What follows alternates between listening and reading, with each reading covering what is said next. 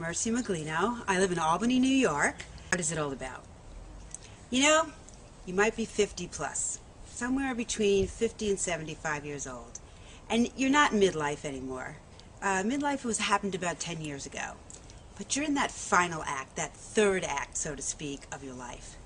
If you're lucky, you get to live to 100, and many of us are, but for now, the thing that I notice about people is they're really asking themselves, if not now, when?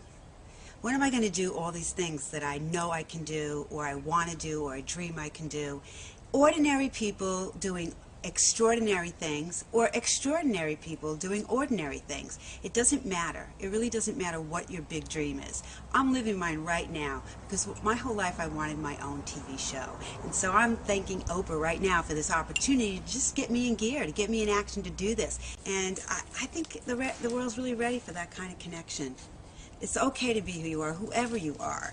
But I want to talk to the people who are, you know, going to finish up their masters and retire, and then they're going off to throw pots, something they've never done. I want to look at the absolute beginner, the person who can't even start dancing. They have to learn by going like this: find your shoulder, find your shoulder, find your shoulder, till they get to the point where they can get out on a dance floor and dance. That's the absolute beginner.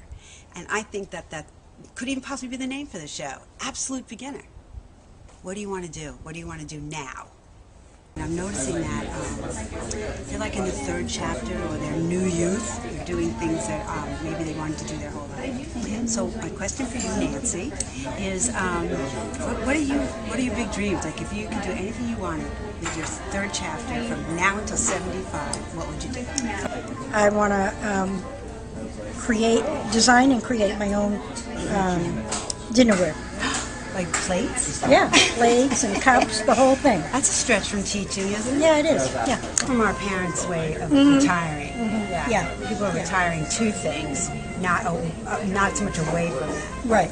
Right. Anything get in your way? Do you have any apprehension about starting something completely different?